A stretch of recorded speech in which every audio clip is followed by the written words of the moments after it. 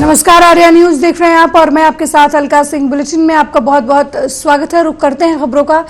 विदिशा के कांग्रेस पार्टी के दीपक वाजपेयी अपने समर्थकों के साथ भोपाल रवाना हुए हैं। उनके साथ ब्राह्मण समाज के कई पदाधिकारी और पार्टी के पदाधिकारी शामिल थे। दीपक वाजपेयी ने कहा कि विदिशा विधानसभा में ब्राह्मण बाहुल्य मतदाता हैं। कांग्रेस ने अब तक ब्राह्मण समाज को टिकट नहीं दिया है। मैं ये सवाल जवाब देता हूँ कि विदिशा विधायक शशांक भार्गव ब्राह्मण नहीं है, इसलिए कांग्रेस द्वारा अब तक किसी ब्राह्मण समाज के व्यक्ति को टिकट नहीं दिया गया है। वो अपनी दावेदारी पेश करने अपने समर्थकों के साथ भोपाल जा रहे हैं, जहां वे प्रदेश अध्यक्ष के साथ चुनाव कमेटी के प्रमुख से मुलाकात करेंगे। विदिशा समाज में, विदिशा विधानसभा में ब्राह्मण समाज का अच्छा खासा वर्चस्व है और हम चाहते हैं कि विदिशा विधानसभा से किसी जनता से जुड़े, जमीन से जुड़े ब्राह्मण को टिकट मिले, जिससे ब्राह्मण समाज और अनेक समाज का कल्याण हो सके। भोपाल माननीय कमलनाथ जी से और ऑल इंडिया कमेटी द्वारा बनाए गए रणजीत सिंह सुरजेवाला जी से मिलने हम लोग जा रहे हैं, सभी कांग्रेस के कार्यकर्ता और प्लस ब्राह्मण समाज के लोग। तो ब्राह्मण समाज मतलब क्या है भाई? हमारा ये है कि विदिशा में आज़ादी के बाद से जब से इलेक्शन शुरू हुए हैं भारत में, तो विदिशा विधानसभा क्रमांक 144 में ब्राह्मण समाज के किसी व्यक्ति को आज तक टिकट नहीं मिला है। वर्तमान हमारी मांग ये है, चूंकि ब्राह्मण समाज यहाँ बहुतायत है, लगभग 24,000 से ऊपर ब्राह्मण समाज के मतदाता हैं और ब्राह्मण समाज एक ऐसी समाज है जिसका हर समाज के साथ व्यक्तिगत और मधुर और धार्मिक रिश्ते हैं। वर्तमान में विधायक ब्राह्मण समाज के हैं? नहीं, ये तो नहीं। अभी पहले भी मीटिंग हुई यहाँ पर और ब्राह्मण समाज ने मीटिंग भी की इस बात को लेकर कि ये।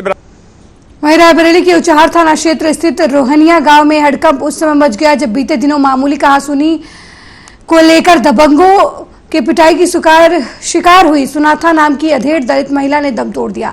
मौके पर पहुंची पुलिस ने शव को कब्जे में लेकर पोस्टमार्टम के लिए भेज दिया। वहीं परिजनों ने गांव के ही 3 दबंग युवकों पर पीट कर हत्या करने का आरोप लगाया है। पुलिस हर पहलू से मामले की जांच में जुटी हुई है। क्या घटना हुई है? हमारे साथ लड़ाई। किसने लड़ाई किया है?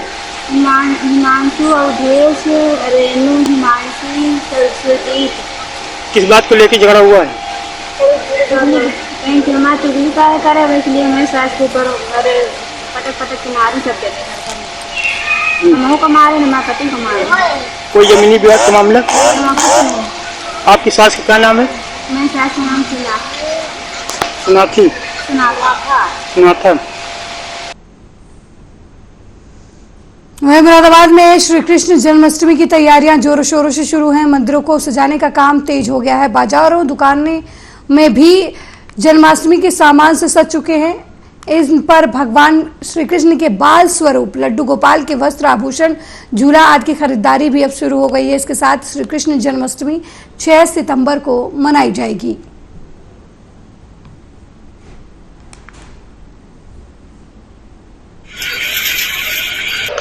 भगवान श्री कृष्ण की जन्माष्टमी की तैयारियां बाजार में जोर शोरों पर हैं। हमारे प्रतिष्ठान पर भी आप देख रहे हो, जैसा ये देखिए लड्डू गोपाल जी, भगवान श्री कृष्ण की पोशाक, ठाकुर जी की पोशाक, माला, मुकुट, मोरपंख, कड़े, कुंडल, फुल श्रृंगार, पंखा, ये फूल बंगला जिसमें इन्हें बैठाएंगे, ये फूल बंगला है जिसमें ठाकुर जी को बैठाएंगे। और इस बार बाथ टब, मोड़ छड़ी और पायदान, ये सब चीजें अलग अलग आई हैं जो कभी आज तक नहीं आई। झाड़ू। मैं मुरादाबाद आई हूँ। मैं वस्त्र खरीदने आई हूँ। कान्हा जी के बहुत अच्छे वस्त्र यहाँ मिलते हैं और क्वालिटी बहुत अच्छी है और बहुत अच्छे रेटों पे, मतलब सस्ते रेटों पे मिलते हैं। क्या क्या उपलब्ध है? क्या क्या मिलता है? हर चीज उपलब्ध है यहाँ पे, कोई भी वैरायटी ले लो आप। वहीं विधानसभा चुनाव के नजदीक आते ही बीजेपी को लगातार झटके लग रहे हैं। ललितपुर के बुंदेल परिवार के गुड्डू राजा बुंदेला आज शनिवार को कांग्रेस प्रदेश अध्यक्ष कमलनाथ के साथ कांग्रेस पार्टी में शामिल हुए। वहीं बीजेपी से इस्तीफा देने वाले कोलारस विधायक वीरेंद्र सिंह रघुवंशी और बीजेपी नेता भंवर सिंह शेखावत भी कांग्रेस में शामिल हुए हैं।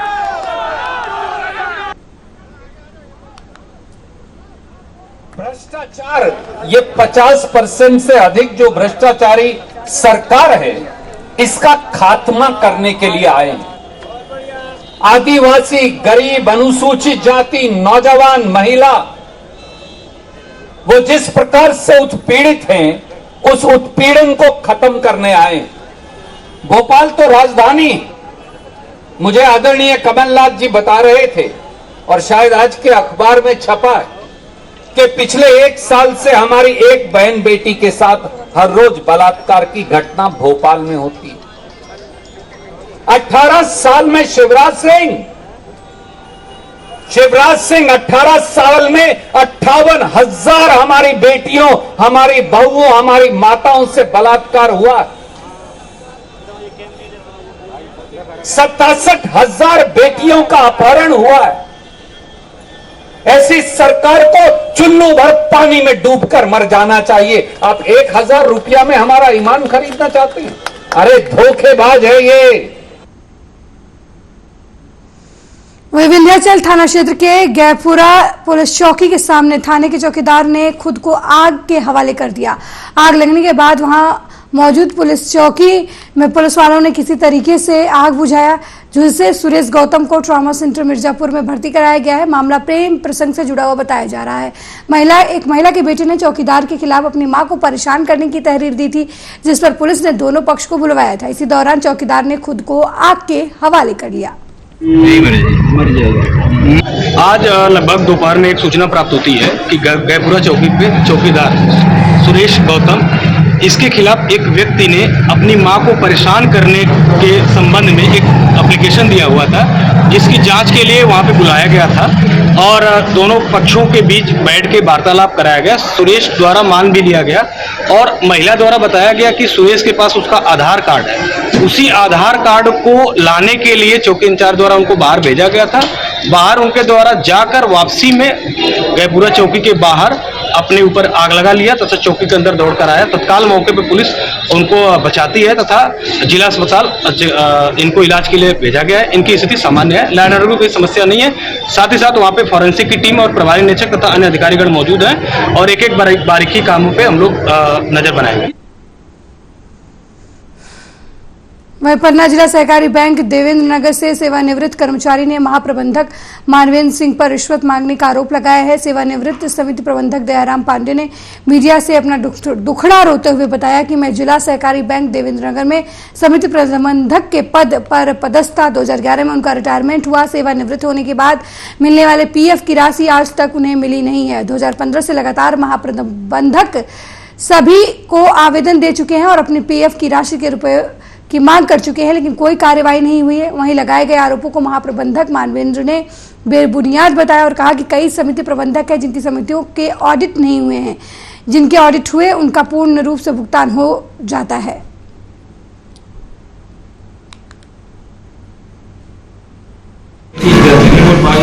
मेरा नाम दयाराम पांडे है। मैं सेवानिवृत्त कर्मचारी हूँ। पन्ना जिला के सहकारी बैंक मैनेजर मानवेंद्र सिंह द्वारा मेरा आवेदन नहीं लिया जाता है। आवेदन को फेंक दिया जाता है। 12 साल से चक्कर बैंक के काट रहा हूँ। मेरी पत्नी की भी तबीयत बहुत ज़्यादा खराब है। दवाई के लिए पैसा नहीं है। मुझसे 50,000 रुपये की रिश्वत मानवेंद्र सिंह द्वारा मांगी जा रही है, जो मेरे पास। क्योंकि 2007 से 2015 का सोसाइटियों का ऑडिट पेंडिंग था, जो प्रकरण सुप्रीम कोर्ट गया। सुप्रीम कोर्ट की डायरेक्शन में सीएजी ग्वालियर द्वारा समितियों का ऑडिट 2007 से 2015 किया जा रहा है। दयाराम पांडे रिटायर्ड समिति प्रबंधक है, उसके द्वारा जो आरोप लगाया जा रहा है वो बेबुनियाद है। वो बैंक भी नहीं आया है, मेरे कार्यकाल के दौरान कभी भी बैंक में नहीं आया है। और 14/8/2023 को एक डाक के माध्यम से पत्र बैंक को प्राप्त हुआ था पिछलेमों के भुगतानों के संबंध में, चूँकि ये 2011 में रिटायर्ड हुए थे और बैंक की लगभग 16 समितियों में ये पदस्थ रहे, जिनमें से 14 समितियों के ऑडिट नोट प्राप्त हो गए हैं। 2 समितियां जहां ये पदस्थ थे वहां ये निलंबित भी हुए हैं और उन समितियों का ऑडिट आज भी पेंडिंग है। चूँकि बोर्ड का निर्णय है कि जब तक इनका ऑडिट पूर्ण ना हो जब तक इनकी क्लेमों की राशि का भुगतान ना किया जाए। वहीं मध्य प्रदेश के दतिया जिले की विधानसभा भांडेर के उन्नाव बालाजी ब्लॉक में विद्युत समस्या को लेकर किसानों का रोष सामने आया है। क्षेत्र में बिजली पर्याप्त मात्रा में न मिलने के चलते किसानों ने उन्नाव बालाजी चौराहे पर चक्का जाम किया है। साथ ही सरकार को चेतावनी देते हुए कहा कि बिजली नहीं तो विधानसभा चुनाव में सरकार को झेलना पड़ेगा।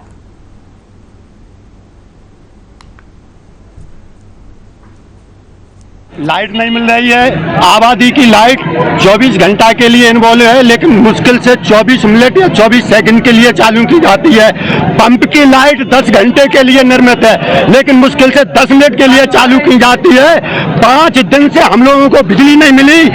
बिजली से हमारी फसलें सूख रही हैं, पशु परेशान है, यहाँ तक कि बच्चे बीमार हो रहे हैं, हम सब परेशान हैं। व्यक्तिगत रूप से हमारे यहाँ 5 दिन से बराबर लाइट नहीं जा रही है। जेई से बात हो रही है, पर जेई साहब बोल रहे हैं कि हमने लाइट भिजवा दी और यहाँ से पड़ोस के गांव से यहाँ से हम लोगों को जम्पर काट दिए जाते हैं और वहाँ से 15 गांवों के लिए सप्लाई नहीं जा रही है। आज 24 घंटे से हमारे यहाँ लाइट नहीं है और जेई साहब कहते हैं कि हमारा। वहीं बिजनौर के अफजलगढ़ में तेज रफ्तार डंपर ने बाइक सवार मां बेटे को रौंद दिया, जिसमें मां के मौके पर ही मौत हो गई, जबकि बेटा गंभीर रूप से घायल हो गया। मिली जानकारी के मुताबिक ठाकुर द्वारा निवासी दिलशाद का पुत्र आसिफ अपनी मां शबनम जहां को लेकर काशमपुर गढ़ी अपने रिश्तेदार के वहां आया हुआ था और काशमपुर गढ़ी से हल्दौर अपनी नानी के यहाँ जा रहा था। इसी दौरान जैसे उसकी बाइक गांव जिगरी वाला के पास पहुंची, तभी तेज रफ्तार अवैध खनन से भरे डंपर ने दोनों को बुरी तरीके से कुचल दिया, जिसमें महिला शबनम की मौके पर ही मौत हो गई, जबकि आशिफ के दोनों पैर बुरी तरीके से घायल हो गए हैं। वहीं हादसे की सूचना पाकर मौके पर पहुंची पुलिस ने राहगीरों की मदद से घायल युवक को हायर सेंटर में भर्ती करवाया, जबकि महिला का शव कब्जे में लेकर पोस्टमार्टम के लिए भेज दिया।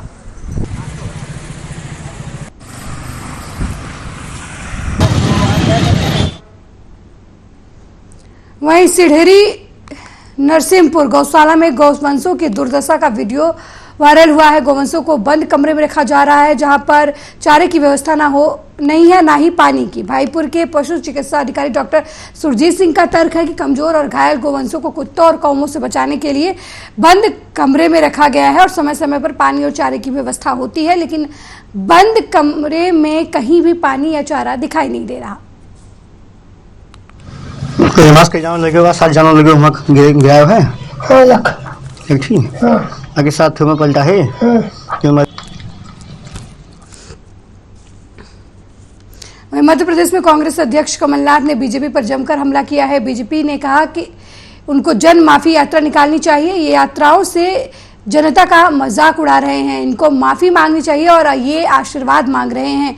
उनकी शिवराज सिंह की घोषणाओं की मशीन आजकल डबल स्पीड पर चल रही है, क्योंकि चुनाव नजदीक आने वाला है। वो तो हमेशा उनको जन माफी यात्रा निकालनी चाहिए।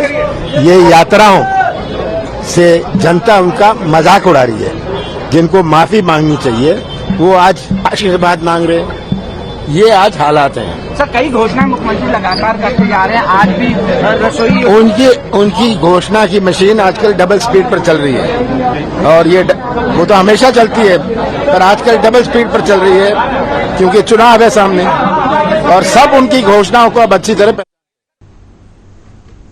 वहीं बिजनौर में धामपुर ग्राम तितनपुर भजवाला मार्ग पर संदिग्ध परिस्थितियों में खून से लथपथ युवक का शव मिला है। घटना की जानकारी पाकर मौके पर पहुंची पुलिस ने शव को कब्जे में लेकर पोस्टमार्टम के लिए भेज दिया और मृतक की शिनाख्त में जुट गई है।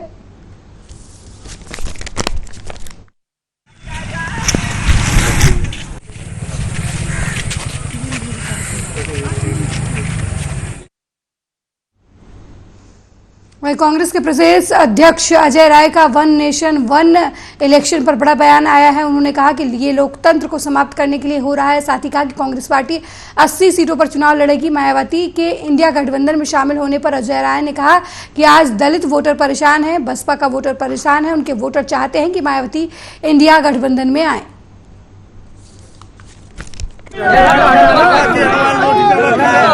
क्या कहेंगे? अभी आज हम सब लोग माँ विंध्यवासिनी के दरबार में दर्शन करने आए हैं। माँ विंध्यवासिनी की जयंती है आज, उनको प्रणाम करें, उनका आशीर्वाद लें। निश्चित तौर से आपने जो सवाल किया है, ये सवाल लोकतंत्र को समाप्त करने के लिए ये सारी चीज़ें की जा रही हैं। निश्चित तौर से लोकतंत्र कैसे खत्म किया जाए, लोकतंत्र कैसे कुचला जाए, इस पे ये सरकार काम कर रही है। यूपी में कितनी सीटें पे कांग्रेस लड़ने जा रही है? 80 की 80 सीट हम लड़ेंगे, क्योंकि हम कांग्रेस पार्टी के प्रदेश अध्यक्ष हैं। हमारा दायित्व तो बनता है कि हम 80 सीट पर कांग्रेस को मजबूत करें। आरएलडी को कितनी देने जा रहे हैं? हम वो तय करेंगे राष्ट्रीय नेतृत्व। हमारा काम प्रदेश का है, प्रदेश अध्यक्ष 80 सीट की तैयारी कर रहा है। बिहार के सीएम नीतीश कुमार ने कहा कि हम सब मिलकर चुनाव लड़ेंगे। 5 तरह के कामों के लिए कमेटी बनाई गई है। केंद्र सरकार बहुत कुछ कर रही है। लोकसभा और विधानसभा के चुनाव एक साथ कराने की बात हो रही है। ये तो पहले भी होता था, ये बहुत अच्छा है। बहुत सी चीजें पहले होती थी, जनगणना भी होती थी 10 साल पर, लेकिन आपने नहीं कराया। ये तो होना ही चाहिए था। कल इन सब पर भी बात हुई है। मुझे पहले से ही शक है कि पहले चुनाव करा देंगे। विपक्ष की एकता से ये खतरा महसूस कर रहे हैं। केंद्र सरकार बहुत घबराहट में है। अच्छा हुआ है, और आप जानते हैं कि वहां पर तो खूब अच्छी मीटिंग हुई है, और उसके बाद हर पार्टी के नेताओं को अवसर दिया गया प्रेस कॉन्फ्रेंस में कहने का, वो सब हो गया। और जब लौट करके यहाँ पर आए तो आप में से कुछ लोग खड़े थे, तो उनको भी हम बता दिए। बहुत अच्छा हुआ। देखिए, अब मीटिंग इतनी अच्छी हो गई है कि अब मिल करके एकजुट होकर के सब लड़ेंगे। और अभी 5 तरह का काम करने के लिए कमेटी बन गई है, सब लोग करेंगे। लेकिन कल ही यह तय हो गया है कि बहुत जल्दी आपस में तय कर लेंगे लोग जो चुनाव लड़ने का। और आप जान रहे हैं ना, अब केंद्र सरकार तो कर रहा है, तो अब क्या क्या होने वाला है। अब न्यूज में आ रहा है कि अब उसको विधानसभा और लोकसभा सबका बड़ा अच्छा है भाई सब चीज एक के साथ तो पहले होता था। अगर करना चाहते हैं तो ही काहे नहीं किए थे, जनगणना काहे नहीं किए हैं? हर 10 साल पर होता था, तो आप तो किए ही नहीं जनगणना। बोलिए, होना ना चाहिए था 20 में, तो नहीं है किए, तक कुछ नहीं किए। तब क्या हो रहा है? अब वो सब तो सारे लोग जितने और भी अपोजिशन के लोग हैं, वो भी कल बात हुई है सबकी, वो कल बात करेंगे सब। वहीं जिलाधिकारी दिव्या मित्तल के तबादले से जिले के लोग दुखी हैं। उन्होंने जिले के लोगों में अपने काम की वजह से अलग जगह बनाई थी। लोकप्रियता उनकी आम लोगों में थी, जिसकी वजह से उनके तबादले की खबर सुनकर लोग उनसे मिलने आ रहे हैं। साथ ही कर्मचारी और अधिकारी भी बेहद दुखी नजर आए। इस दौरान खुद जिलाधिकारी दिव्या मित्तल की भी आंखें छलक पड़ी।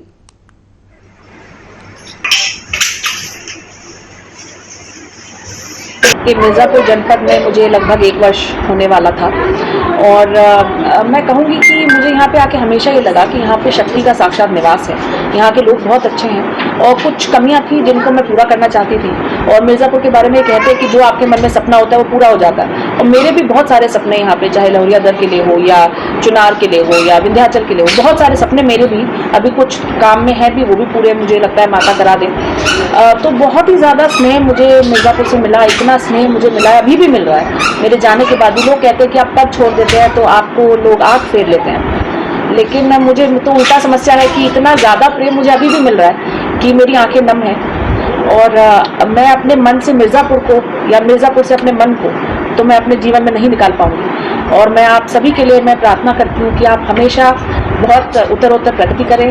और L1 के सफल लॉन्च पर आदित्य L1 के प्रोजेक्ट डायरेक्टर निगार साजी अपने संबोधन में सबका आभार व्यक्त किया। उन्होंने कहा कि ये एक सपने के सच होने जैसा है। मुझे बेहद खुशी है कि आदित्य L1 के PSLV द्वारा इंजेक्ट किया गया है। आदित्य L1 ने अपनी 125 दिनों की लंबी यात्रा शुरू कर दी है। मैं इस मिशन को संभव बनाने के लिए पूरी टीम को धन्यवाद देना चाहती हूँ।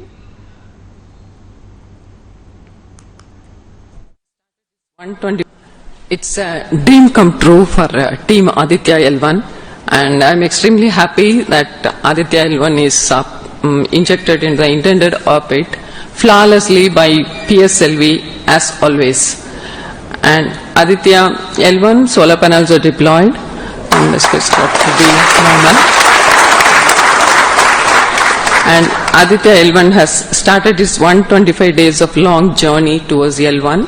We have our Earth burns to rise the orbit, and followed by the trans L1 injection, and finally insertion into the halo orbit in the Sun Earth Lagrange point L1.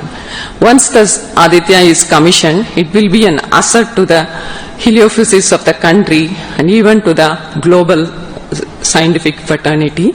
And I take this opportunity to thank Chairman ISRO, Director URSC, former Director URSC, and all the Center Directors for their support and guidance for making this mission possible. And my thanks are due to my project team and all the project executives across the center, payload teams, especially the teams from the IAA and IUCA, for the relentless effort in building the payload as well as the spacecraft. And my special thanks to the expert committee who have been guiding all through the entire project life cycle. वहीं मुरादाबाद के बिलारी कोतवाली में भूमि पूजन कर आवासीय भवन के निर्माण की शुरुआत हुई। एसपी ग्रामीण संदीप कुमार ने बताया कि 4 मंजिला बिल्डिंग में 32 बैरक बनाए जाएंगे। मिली जानकारी के मुताबिक 11 महीने के समय सीमा के अंदर नगर एसोसिएट द्वारा 1 करोड़ 25 लाख रुपए की लागत से बिलारी में आवासीय भवन बनाया जाएगा।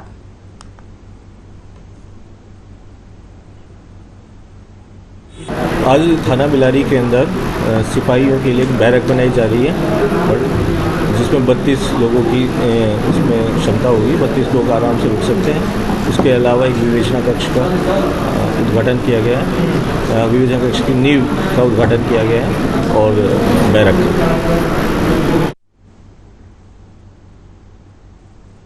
एक राष्ट्र एक चुनाव पर राजस्थान सीएम अशोक गहलोत का बयान सामने आया है। उन्होंने कहा कि ये नई बात नहीं है, पहले भी कई बार चर्चा हो चुकी है। ये क्या राजनीतिक खेल खेलना चाहते हैं, ये तो समय आने पर ही पता चलेगा। इंडिया गठबंधन इतना मजबूत है कि बीजेपी 2024 में चुनाव नहीं जीत पाएगी। अगली खबर की तरफ बढ़ते हैं। खबर हमीरपुर से है, जहां शादी का झांसा देकर युवक के साथ ऑनलाइन फ्रॉड का मामला सामने आया है। बता दें कि शादी करने के नाम पर फोन कॉल के माध्यम से युवक को शिकार बनाया गया है। वहीं कई किस्तों में युवक से 2 लाख से ज़्यादा रुपए मंगवाए गए हैं। तहरीर देने के बाद भी पुलिस ने मुकदमा दर्ज नहीं किया है, जिसकी वजह से पीड़ित लगातार पुलिस स्टेशन के चक्कर काट रहा है। पूरा मामला सुमेरपुर थाना इलाके के बिदोखर पुरई का बताया जा रहा है। ये कोई शादी के उसमें चक्कर में अपने को फांस दिए थे, तो जैसा अपने को 2 पैसे बार मांगते रहे। पहले 500 रुपए के अपने के लिए कहा था, बोले 500 रुपए के तुम्हारा वेरिफिकेशन हो जाएगा। अब वही रुपये अपने को बार क्या करे, कम से कम 2-2.5 लाख के ऊपर पैसा चला गया है। 58,000 मांगने की अपने को कहा, उन्होंने धमकी दी है हमसे मांगते। आप क्या अब आज पुलिस के पास आए, क्या चाहते हैं? जी मैं पुलिस से यही चाहता हूँ, मेरा न्याय मेरा हो जाए। मुझे कोई परेशानी नहीं, मेरा न्याय मुझे मिलना चाहिए।